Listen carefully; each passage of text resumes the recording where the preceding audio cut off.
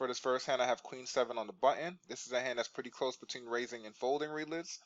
I believe that is close because although I would need to realize 130% of my equity post-flop in order to make raising this hand better than folding, and I feel like I could realize up to 135% of my equity post-flop with a lot of hands at the bottom of my opening range. Queen 7 offsuit just has way too poor playability because of how unconnected it is, on top of the fact that the small blind and big blind's flatting ranges post flop should have a lot of better queen X's in it, and I will be dominated a lot of the time, even when I hit my queen. So yeah, that's why I folded it. For this next hand, I have 7 deuce offsuit in the small blind. This is a hand I'll definitely be folding pre-flop because I would need to realize about 90% of my equity post-flop in order to make limping this hand better than folding, and I don't think that it will be possible for me to realize over 80% of my equity long-term limping this hand, and I would need to realize about 70% of my equity post-flop in order to make raising that hand better than folding, and I don't think that'll be possible for me to realize over 60% of my equity post-flop. So long story short, I can't make money playing the bottom 15% of hands from the small blind, so 7 deuce offsuit and all hands similar are basically snap folds from the small blind for me readless. For this next hand, I have ace 5 offsuit. This is a hand which I am definitely opening since it has great equity versus the blind's flatting ranges, and I would only need to realize about 100% of my equity post flop in order to make playing this hand better than folding.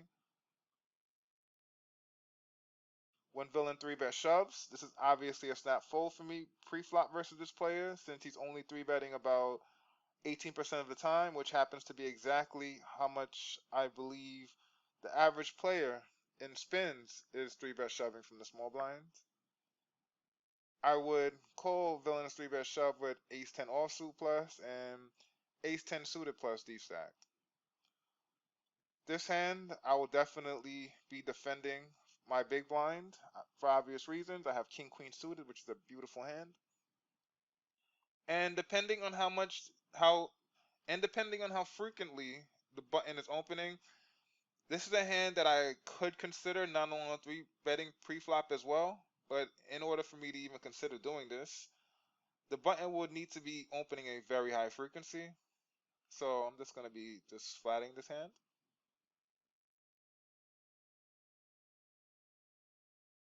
Also, guys, you can see villain's min raise percent right here. It happens to be 33%. Exactly how much the population tendency has been opening versus me by chance. So yeah, moving on.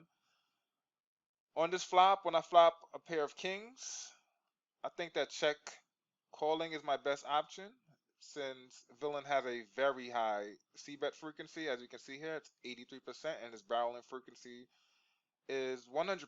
So I pretty much expect him to c-bet and barrel a lot of hands in his range.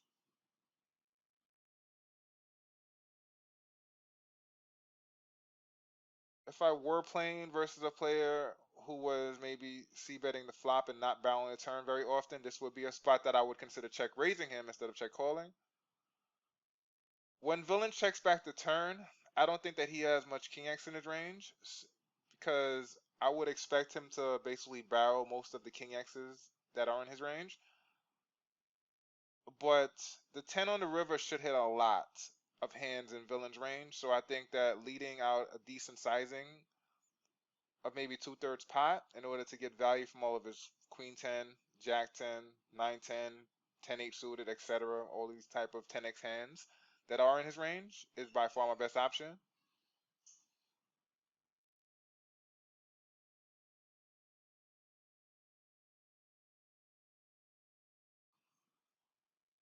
When I have ace 4 suited in the small blind, this is a hand that I definitely prefer to raise rather than limp from the small blind while deep stacked because I have fold equity pre-flop when I raise, and when I'm called, I don't need to realize much of my equity post-flop when I have ace X. Also, although my HUD shows this player to be 3-betting 33% of the time, and I might normally limp this hand pre-flop, or possibly raise call a 3-bet versus a player who's truly 3-betting such a high frequency versus me. I don't think that this stat is based on a big enough sample for it to be very reliable. I think it's only based off of maybe like 5 or 6 hands. That brings me to a very important point, guys. Be careful not to over adjust to what your HUD stats might say, especially for small samples. On this flop, I think that checking is my best option since I have great high card value and I flop a gut shot and I don't want to c-bet this board and overinflate the pot and pretty much make it much harder for me to realize my equity with just ace high.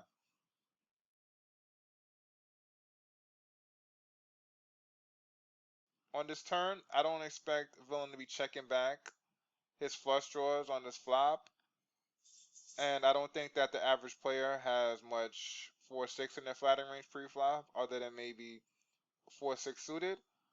So I think that is pretty much guaranteed that I have the best hand at this point. So I definitely think that betting this turn in order to get value from all of his one card flush draws that are in his range is by far my best option.